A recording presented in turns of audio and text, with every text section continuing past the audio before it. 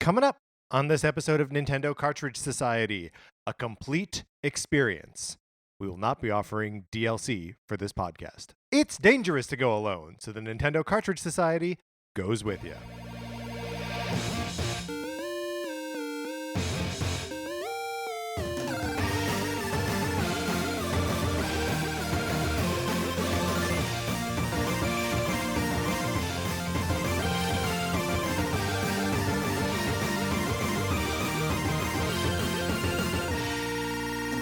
Welcome to Nintendo Cartridge Society. My name is Patrick Ellers. I am joined, as always, by my co-host, Mark Mitchell. We've got a good show for you today. We're going to be talking about the news from the week, including some odds and ends from the week of E3. And then on Thursday, we're going to be presenting our live episode with the Unranked podcast, where we talked about everything that Nintendo's Direct wasn't. So come back for that. But Mark, in the meantime, how are you? I'm doing pretty good. Yeah, that's great. I saw the Mr. Rogers movie this weekend. Oh, I saw it last weekend. How did it make you feel? It made me it was great. Yeah, it's a great movie. Cried basically through the whole thing. Me too. It made me feel like an absence of that kind of joy in day-to-day life. Did it make you feel lost? It Yeah. made me feel lost. Little bit.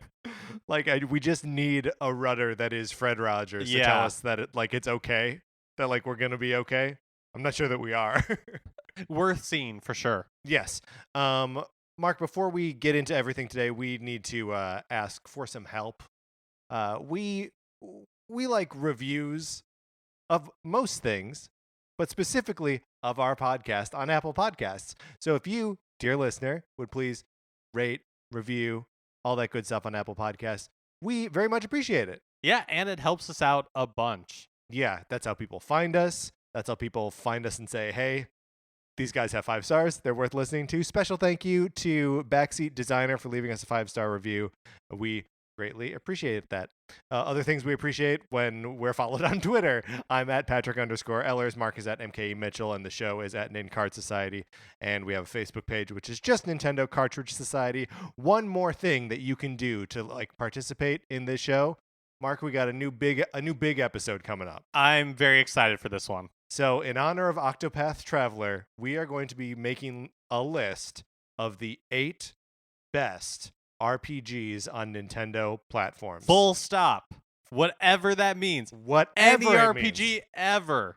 Any and all RPGs ever. Look, you want to go to bat for, 7 generations of Pokemon and then this little QB Pokemon game? Be reasonable. Be reasonable with the Pokemon on your list. Look, Mark and I have played a lot of RPGs, but we haven't played them all. So we are surely going to leave your favorite, we're going to leave off this list unless you email in and let us know what RPGs we should include. Your list doesn't have to be a full 8? No, it could be 1. You could just be like, if this isn't on your list, I'm quitting the podcast. And as always, you can throw an RPG under the bus. Oh, yeah. You can nominate one for us to hate. That's right. If you're like, look, the original Final Fantasy is great, sure, but do not include it on your list. We would listen. Send that email to Nintendo Cartridge Society at gmail.com. We need your help on this because we are often stupid. Evidence of how often we are stupid. Mark, we've got a debug from last week. Yeah, there's a couple. One is that I was very confident that Ubisoft's upcoming release, Starlink, is that what it's called? Yes. This debug is off to a rough start. Starlink, I was very confident in last week's episode that it is not Toys to Life. That, of course, is not true. It is false. It is, in fact, a Toys to Life or even a Build to Life. I'm skipping ahead a little bit in the program here, but I did get a chance to play it at E3. And it, you build onto your ship by, putting the pieces of ships, into this thing. So you're sort of building to life more than you are. I guess it's more like Lego Dimensions in that way. You're not just putting a completed ship in the little controller pad thing. You are building onto it as you go and switching out the powers in real time. But you had not played it when we recorded that. That is correct. Okay, good, because no, otherwise you would let me. you would have let me look like a fool, That's right. even though you had correct information. Look, as a matter of principle, I will let you look like a fool, but in that instance, I was not. All right, Mark, we've both been playing a lot, so let's get into what we've been playing this week.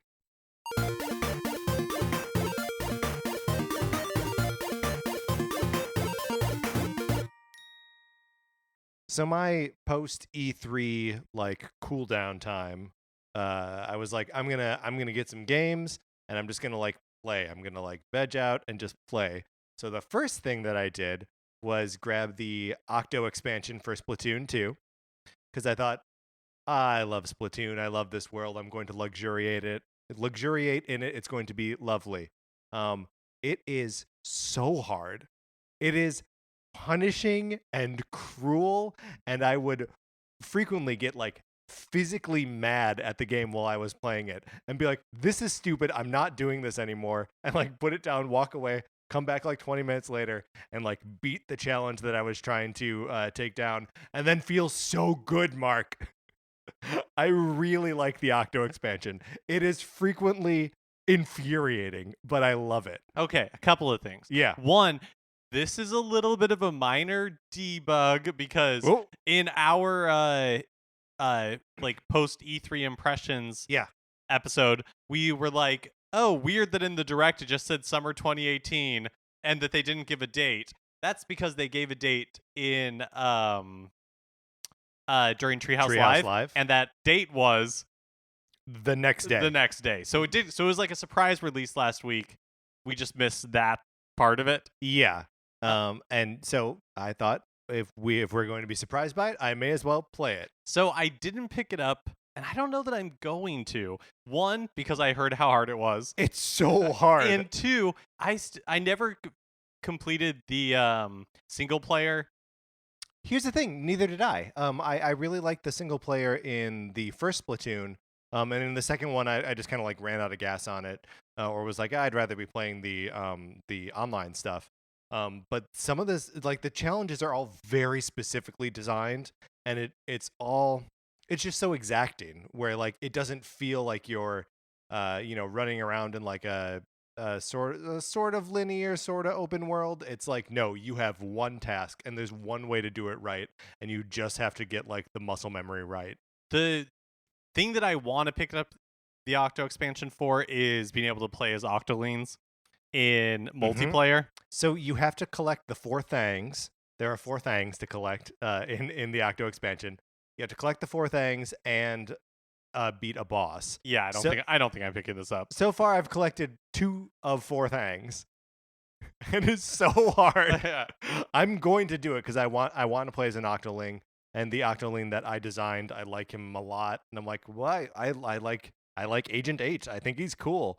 And like while you're in a subway car, which like takes you to all these different challenges. And as you open up more lines, more characters like get on the subway car. Cool. And they're all these like weird, different, super deep sea creatures. So you're like riding with some like weird sea slugs and like a weird like anemone looking things. And it's really, really cool. And the character design in that game is always incredible. But as they like broaden it out to characters that aren't just squids and octopuses, they just get weirder and weirder. And I like that a lot. It's a nice little distraction from, pulling your hair out when you're actually playing the game. There was another surprise release this week, which was Arcade Archive's Donkey Kong. Oh, yes. The original arcade version of Donkey Kong, which has not been available on Nintendo consoles ever. So that means that the second level, the factory level, which has only ever appeared in arcades and maybe ports somewhere else, but not on like the NES version only has 3 levels, and they're not it's incomplete. So I picked that up, and I have spent some time playing with it. It does have online leaderboards, but other than that, it hasn't really been updated in any way, shape, or form. Kind of cool to have that on Nintendo platforms again. Yeah. I've maybe put like half an hour or so into it, and like that's just such a good pick up and play game. Like, it's Donkey Kong, man. So I have been playing Fortnite. Tell me about your Fortnite Switch. experience. So this is the first, even though it's been available on lots of other platforms, this is the first Fortnite I've played. Mm-hmm. Man, I totally get why it is addicting. Yeah, it's Are you playing like the Battle Royale? That's all that That's is all available. Okay. Yeah. And it is, I mean, there are a couple of different modes that are available. Like there's one where it's like 50 on 50. Yeah. Like stuff like that, but it is just like the Battle Royale part of Fortnite. That's interesting. I would have thought they would bring the save the world part over to it. No, they haven't. And I guess who cares? Yeah. It's the perfect, for me it's definitely scratching that like Call of Duty, Destiny like itch. Yeah, that like competitive online. Yeah, the same sort of thing that I love about Splatoon 2. And like the first time you get into a match and you're like, what is going on? Like, what am I supposed to do even? But I found it to be fairly intuitive and it's a lot of fun. And the matches aren't super long, so it's an easy game to just like hop in, play a couple, hop out. I'm not very good at it, but I'm still having a lot of fun, and I feel like that's high praise for a shooter. Yeah, and it connects just fine. Like one of our worries about any of these sort of like persistently online games were with Switch was being that it doesn't connect super great. Yeah, I haven't had any trouble. I've played a lot in handheld mode, and by a lot I mean like maybe half the time, and the total amount that I played is like an hour and a half. So not like a ton. Like just a ton. And then the rest of it was docked, and in my apartment my TV and like the dock are in the corner, and so the Wi-Fi is sometimes very spotty over there, but I haven't had any trouble. So for me it's been great. Cool. I also have been playing the Octopath Traveler demo. This is tough because there are too many Octo I was like, am I saying the right thing? Yeah, you are. Yeah, okay, so I played the new Octopath Traveler demo that was released, again, I think like the day after Nintendo's sometime last week. It was towards the end 14th. of E3. The 14th. Yeah. Okay. So downloaded that. This is one where the save file will carry over. You can play for 3 hours, and you basically choose one of the 8 to start with, and you're basically just starting the game. Yeah. So I did the thief. I can't remember what his name is now, and I am enjoying it. I mean, I feel like it's basically the game that I remember from the first demo. Yeah. It is a little more colorful, which I think was one of the things that was one of our biggest complaints. Perhaps one of our only complaints. But yeah, I'm enjoying this character's story. I think it's going to be fun. Great. Yeah. And we will obviously have more to say about that game as we get closer to its release, and then after it comes out. I'm very excited for this game. I haven't picked up the demo just yet, but I'm sure I will. Oh, that's a lie. I did pick it up. I just haven't put any time into it.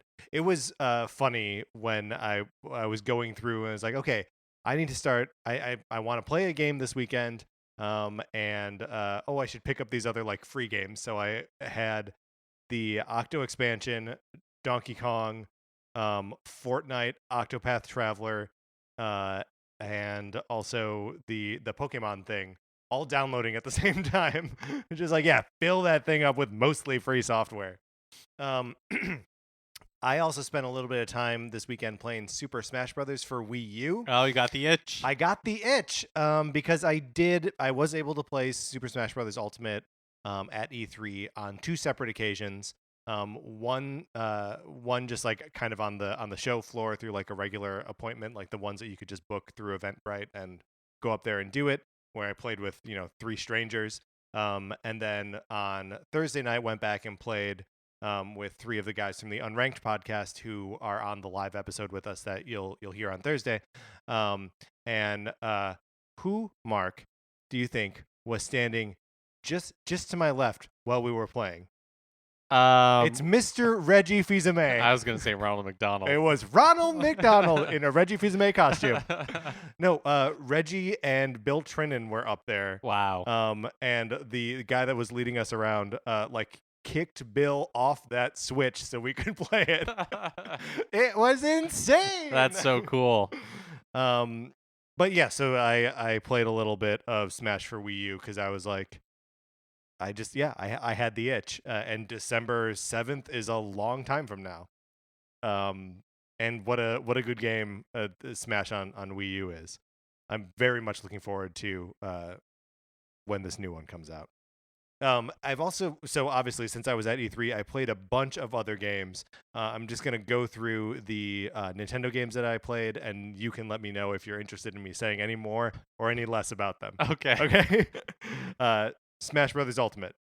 Actually, I what are your like general impressions? Yeah, so the demo that they had, they only had about like 30 characters in it, but a Mhm. lot of the characters that you would like want to play, obviously. Only about 30 characters. Only about 30. Sakurai, you lazy son of a gun. So I mean, like you could play as Ridley, you could play as the Inkling, you could play as the Ice Climbers, as Snake. I don't think Pichu was in there. But so like, you know, they had a lot of the characters of interest in there. And it's fun, it's fast. The new levels are cool. We played on Moray Towers, the Splatoon one. That one looks really cool. It's very vertical, and yeah, it was super cool and a lot of fun. And I remembered that I'm good with Mega Man and with Pit, which are characters that I don't think anyone even half respects in that game, but they're the ones I'm good with. So yeah, I liked it a lot. You know, we didn't see any of the, I don't think anyone did, of like the menus or, you know, what the game is really like beyond just, you know, 4-player brawling. But the, you know, nuts and bolts of that game remain essentially perfect and super fun.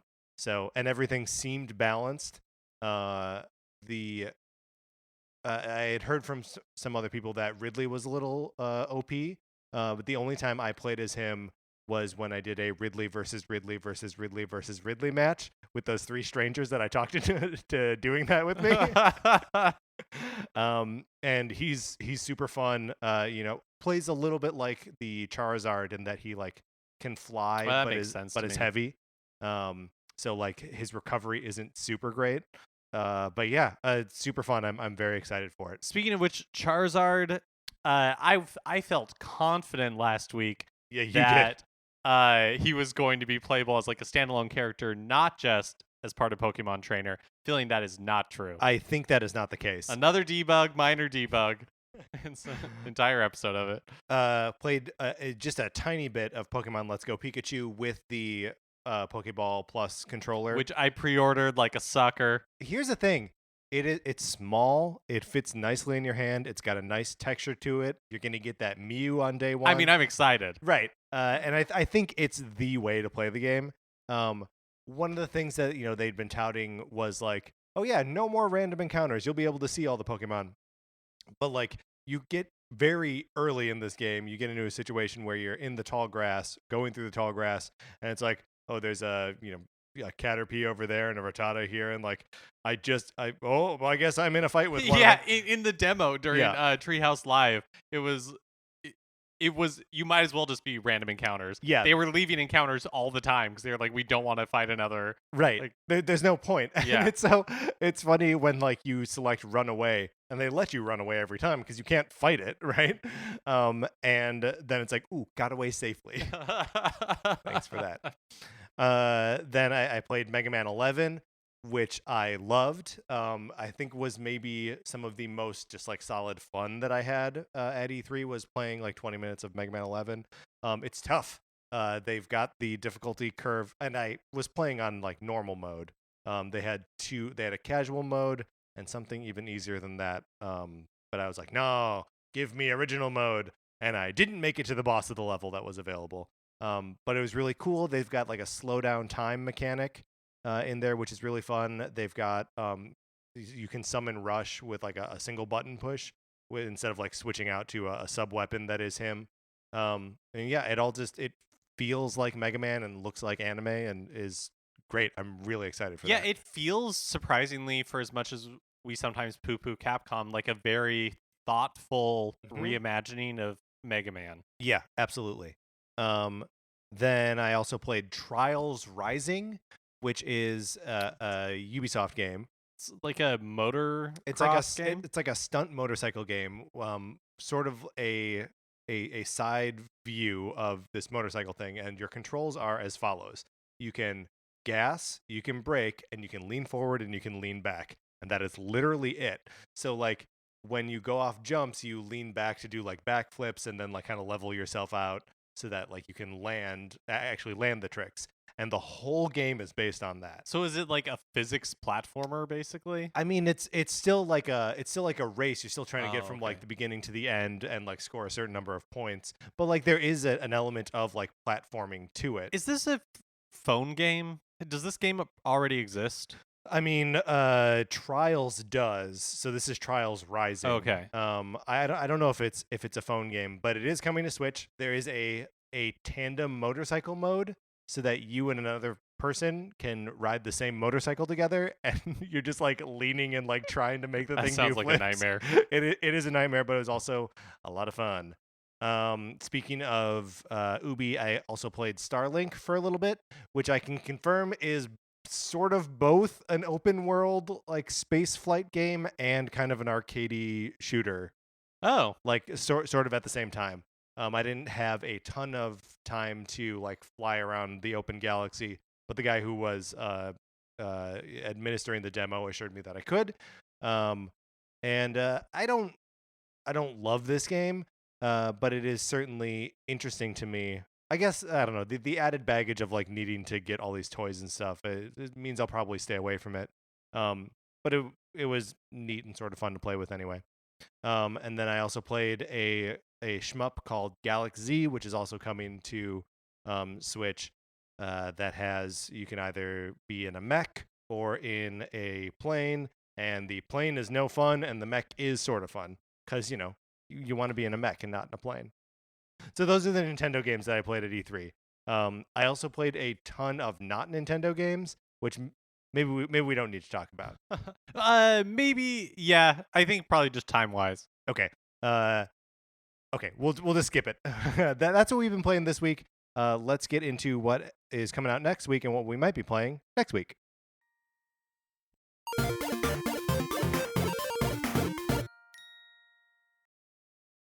All right, on June 21st, Minecraft is finally releasing in like a physical edition. Mm-hmm. It's also the Bedrock like Better Together update. So what does that mean? Do we know what that means? So I believe that with the Better Together update, the Switch will now have crossplay with like PC and Xbox. Yeah. Yes. We'll be talking more about crossplay in just a little bit. And maybe mobile. I'm not actually sure exactly how that works, but it's also interesting that Minecraft has been on the Switch for about a year now. Yeah. And finally getting a physical version. Oh, yeah, that is weird. But I think they were waiting for this Better Together update in order to do so. Also, a game that we saw on the most recent Nindies Direct is coming out on the 21st. I always want to say Pody, but I don't believe that's right. I think it's Pod. It might just be Pod. Is this the one that was like a two-player cooperative, like 3D platformer? Yes, based on some sort of mythology. Sure. Aren't all things. Johnny Turbo's Arcade, which for some reason makes me giggle every time. It just sounds so awesome. Johnny Turbo's Arcade is releasing Wizard Fire, and the Neo Geo game of the week is The Last Blade 2. The first game obviously did not live up to its title. Like Final Fantasy. Right, exactly. And then, of course, on June 22nd, Mario Tennis Aces is released. Yep. Also, if you are interested in getting this game, you should know that if you pre-order it, you can get double the My Nintendo Gold coins. Yeah, so if you pre-order on the Nintendo eShop. That's right. I have done this. Have you done this? I have not done it yet. It runs through June 21st at 11:59 p.m. So you're just going to go right And while I'm the not buzzer. going to wait until the last minute, I haven't done it yet, but I will definitely do it to take advantage of those sweet, sweet bonus coins. Are any of the other games on this list of interest to you? Probably not, right? I guess Pod or Pody seemed kind of cool in the showcase. Yeah, it's not that I'm like not interested. It's that I'm trying to be thoughtful in how I spend my gaming money. That's very interesting. So I feel a little bit burned from Yoku's Island Express. Not that it's a bad game, but it's just like, oh, that was $20 or whatever that if I wasn't going to that since I'm not going to really play it, I might as well have bought Octo Expansion and like not played that. You know what I'm saying? You do. No, You get it. I don't. You get it. All right, Mark, let's close out the segment.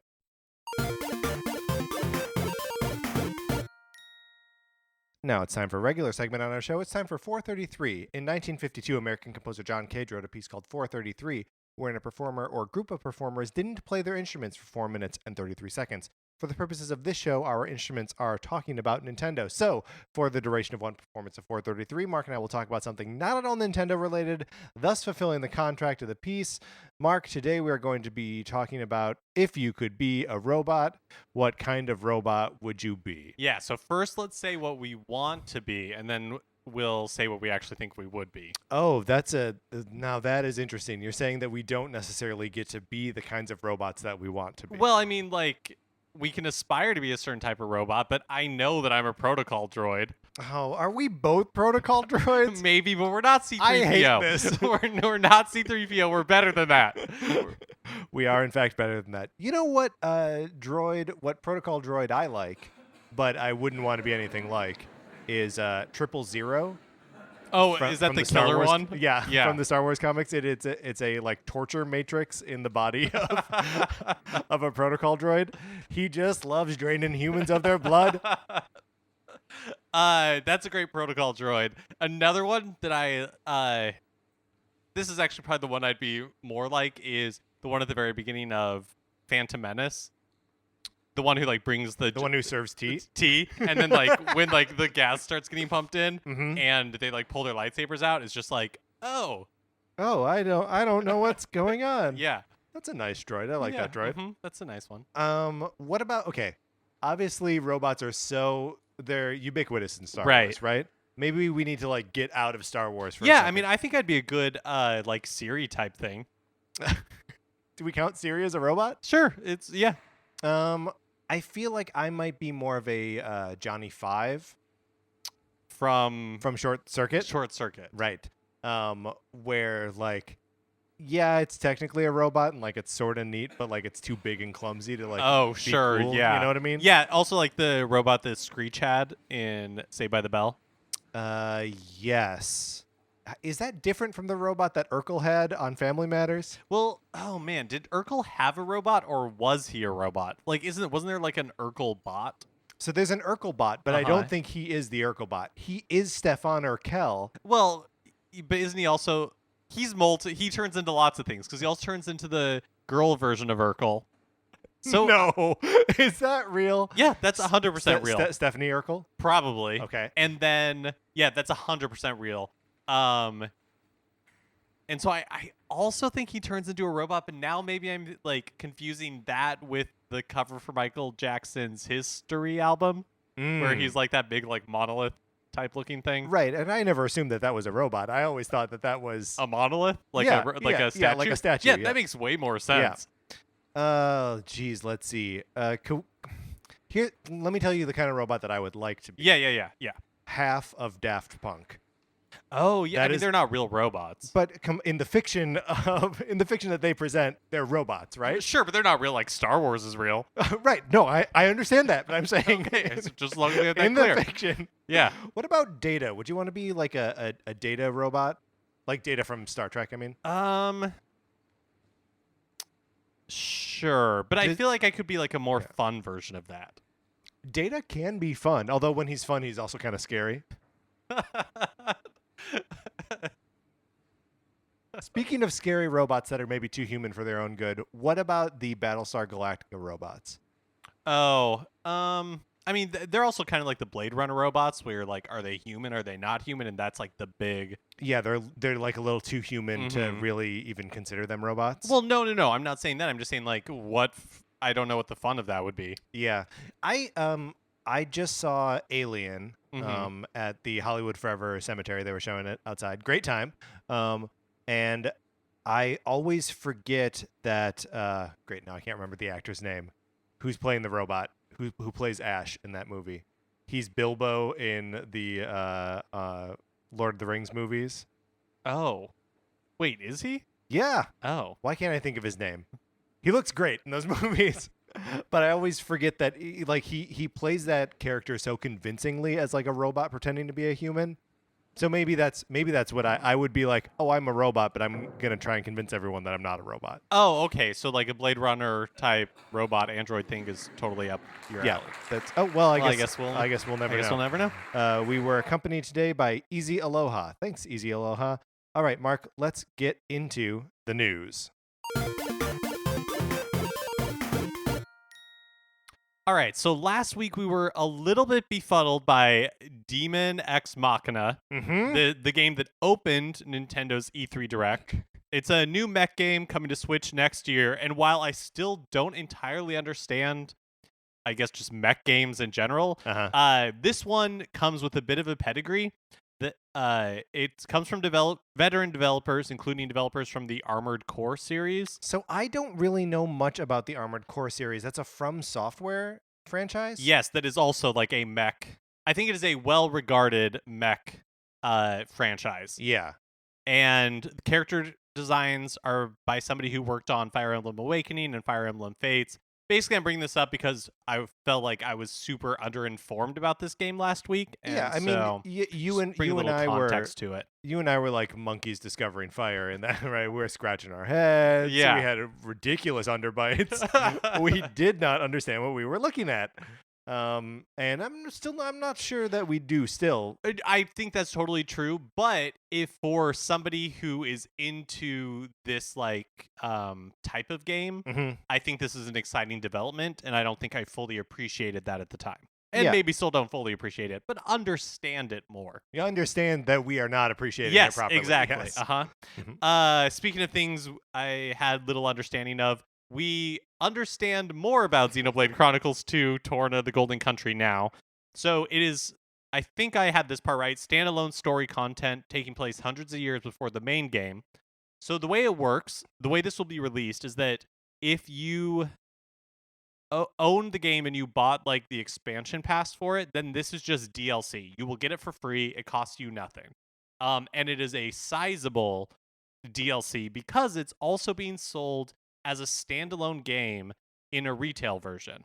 Now, the retail part of that is the craziest bit of it to me. I would not have been surprised if they sold it digitally as a standalone package, but it at retail is nuts. Yeah, I'm not sure on like the price point. I don't know if it'll be a full like $60, but so the standalone retail version is just Torna the Golden Country. It does not include Xenoblade Chronicles 2 like at all. Yeah. What it does include is a download code for I believe for the expansion pass. So if you did buy Xenoblade Chronicles 2 separately, then you could use this code and like have like the complete package basically. Sure, if you wanted a second like box on the shelf that is Xenoblade Chronicles 2. Right. You could do it. Yep. Again, interesting to me that this is seemingly Nintendo's big September release. Yeah, that's weird. It's here's the thing though. I like this trend, or like when it gets not even really a trend because it doesn't happen that much, but I like this like sort of half sequel, half DLC like standalone experience. The Infamous 2 Festival of Blood was I loved that. It's maybe my favorite bit of Infamous. And like, you know, I guess oh boy, Left Behind. What's the name of that game?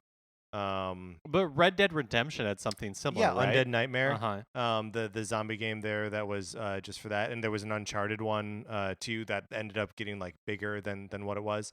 So like I like that idea of here's a game that's, you know, using all of the same assets and is basically like a beefy expansion, but you can also play it on its own. Yeah, I like it too. I think it's a good, like, fun way to, like, an entry point into something without having to, because usually they're at least a little bit shorter.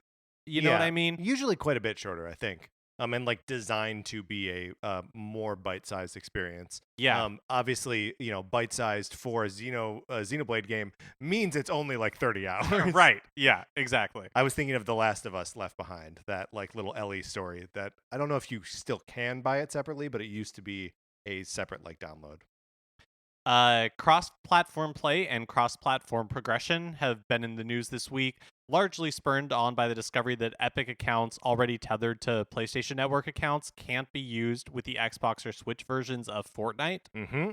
So this means that any progress you might have made playing Fortnite on another console, or on Sony specifically, can't be carried over to Xbox or Switch if you've ever logged into your Epic account on PlayStation. Yeah, so that actually means that even if you have done most of your progression on PC or mobile or whatever, if you have it tethered to your PlayStation account, then you can't bring it over to Switch or Xbox. And this was an issue previously when Fortnite was also on Xbox, but now that people are excited about it because it's on Switch, it's become 2 billion downloads in 24 hours, which is pretty on exciting. Switch. That's wow. a lot. That's a lot of downloads. It's a free game, but it's a lot of downloads. So yeah, it's a weird. It's just that Sony not really buying into the sort of cross play or cross platform play. Yeah, I mean it's Sony being at the top of the game again. Yeah, the king of the hill. You know, right? so they can kind of throw their weight around. In like potential crossplay news, FIFA 19 creative director Matt Pryor told Eurogamer in an interview last week that they are also shooting for cross-platform play, citing Fortnite as an example of someone doing it right.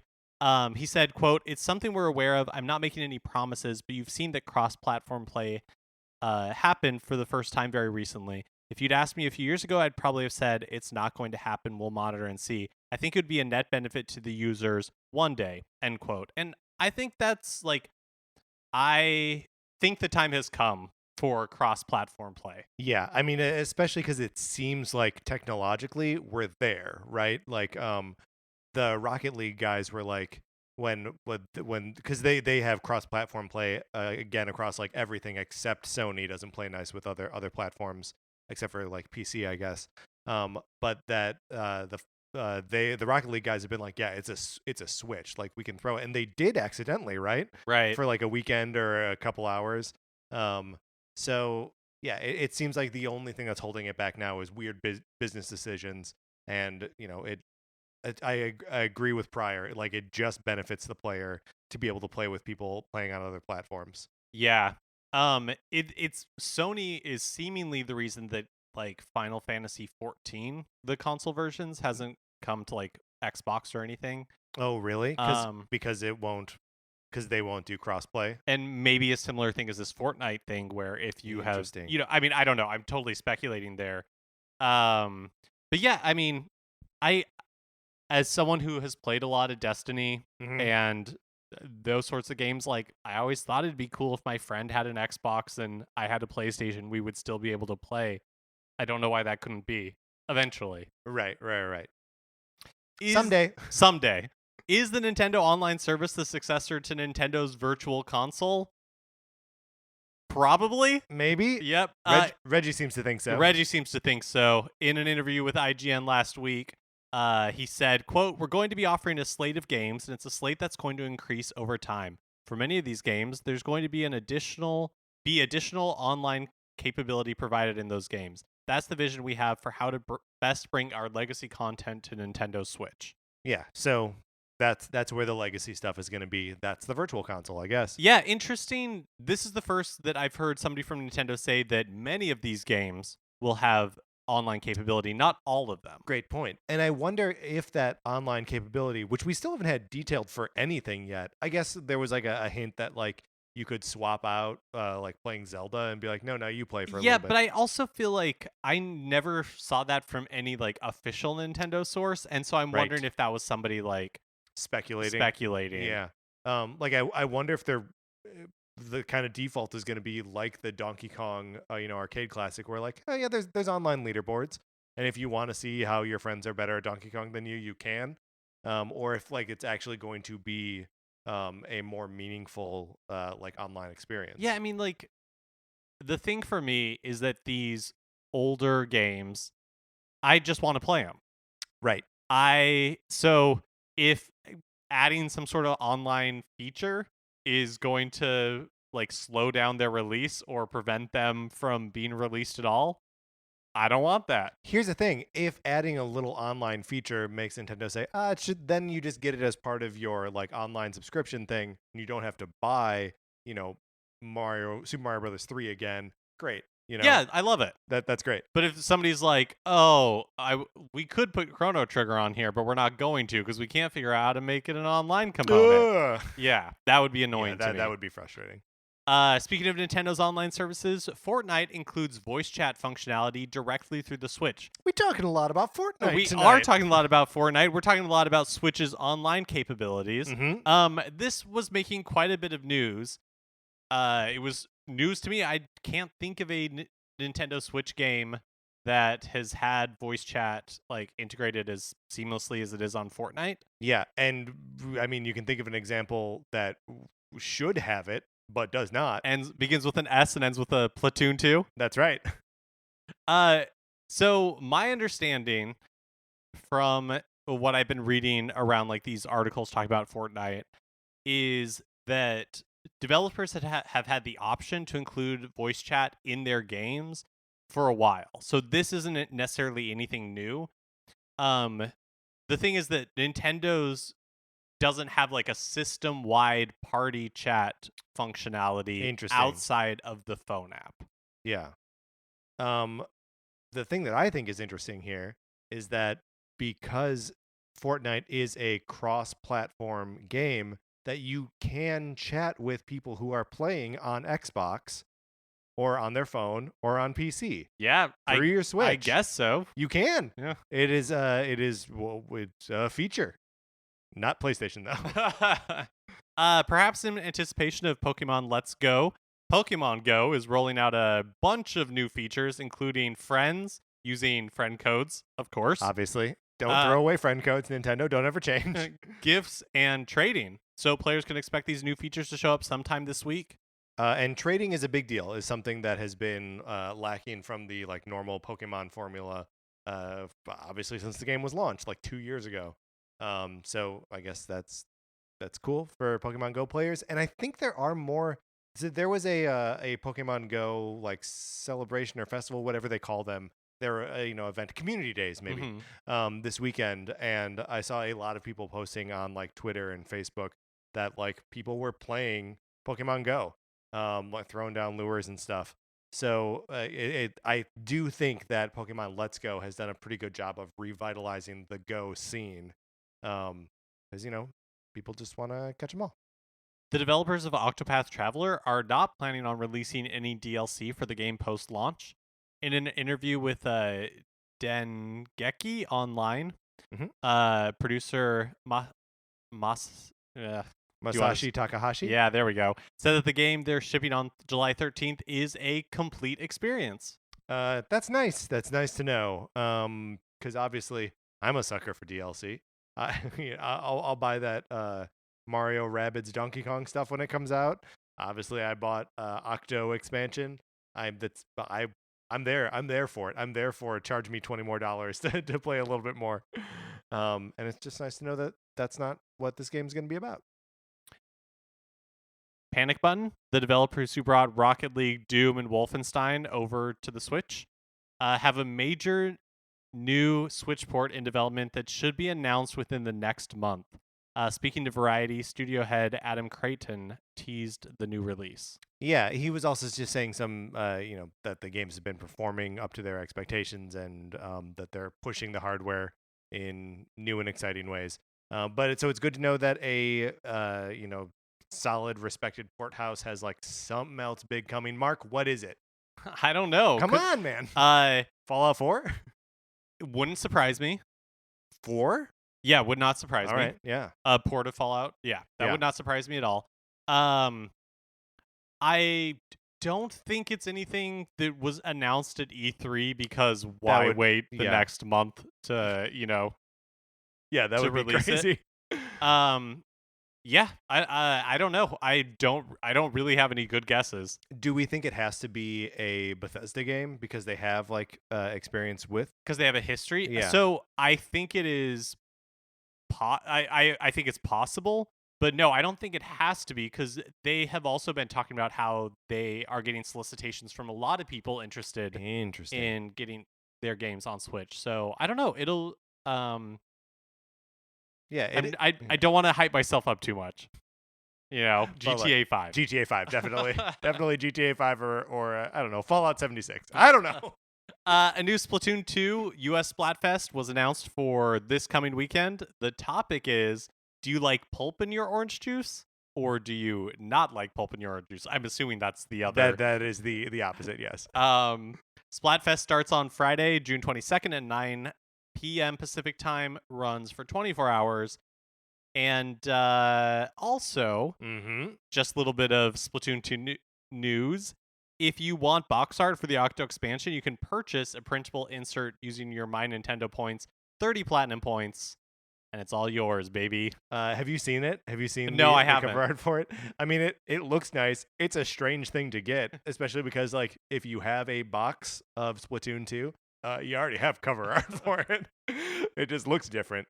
Also weird that they make you like download it or like spend My Nintendo points. Yeah, not weird to me. My Nintendo is kind of lame. So sure, it is a poor substitute for Club Nintendo. Yes, it's a poor substitute for Club Nintendo and a bad way to dole out rewards. But it's weird that they're not just like, here it is, anyone can download it. And like, why do you need my 30 platinum points? For phone wallpapers, you have to pay platinum points. Yeah, I guess you're right. The precedent has been set. We should not be surprised here. Where do you fall on orange juice? Pulp? No pulp? Well, so I have already selected my side in the Splatfest, and I have selected pulp. I am pro pulp. I was not always. As a child, I was like, no pulp. I think I share the same story. I think that's a similar story. When you are a child, you do not like pulp, but as you grow and mature into an intelligent adult, that's right, you understand the beauty of pulp and also reject the cult of crunchy peanut butter. Oh, see now at all times. See, we started as a smooth peanut butter family. My mother is a smooth peanut butter lady, which I've never said about my mother before. But as I grew up, that's when I was indoctrinated into the cult of crunchy peanut butter. I've been smooth my whole life, and I'm never changing. So you just made up that narrative. That's not even one that you experienced. No. I'm saying, or I'm sure I articulated it poorly. I'm sure. But what I meant to say is that everybody's journey should be from no pulp to pulp. I agree with that. But you stay from birth to death against crunchy peanut butter. Wow. So is the way. Look, if there's ever a Splatfest that is crunchy versus smooth peanut butter, you and I will be on opposite sides Weird of this that we haven't had one yet. That seems like low-hanging fruit. It does. Speaking of low-hanging fruit, does this feel like too low-hanging fruit for you? Like, is it a little bit? Yeah, that's right. I can't be bothered. I only weigh in on the important ones, like chicken and egg. Or like, which is your favorite Ninja Turtle? That's right. I'm just saying this one feels like a throwaway. Yeah, where it's like, oh, don't you hate getting the cart with the broken wheel at the grocery store? No, we're in garbage time right now for sure. Finally, Nintendo and Disney are teaming up for a new TV show, the Nintendo Switch Family Showdown. The show will pit families against each other in friendly competition, doing like Nintendo Switch-focused games. Some of the examples they gave are like playing Just Dance 2018 or collecting stuff in Super Mario Odyssey. Okay. It's going to be featured on... It's like a Nick Arcade, but Disney Switch? Yeah, seemingly. I guess without the like allure of putting you into an arcade game. Ugh, so boring now. It'll be featured on Disney Channel, Disney XD, and the Disney Now app sometime this summer. And this is a thing for children and families, right?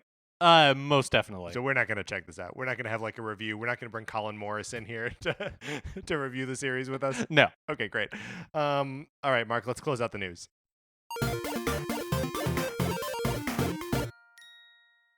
And that is going to do it for this episode of Nintendo Cartridge Society. Remember, please rate, review, subscribe, all that good stuff on Apple Podcasts. If you like the episode, please share on Facebook or Twitter. We love seeing all of that stuff, and we would love for you to share it. It helps us out tremendously. I am at Patrick_Ellers on Twitter. Mark is at MKE Mitchell. The show is at Nincart Society. You can get us on Facebook. We're just Nintendo Cartridge Society there. If you like Mark and Mine's opinions, we write about comic books on retconpunch.com. Olivia Duncan made our logo. Our theme music is provided by 8-Bit Betty. You can get more of his music by going to 8bitbetty.com or by listening right now. For my co-host, Mark Mitchell, this is Patrick Ellers saying crunchy for life! And thanks for listening.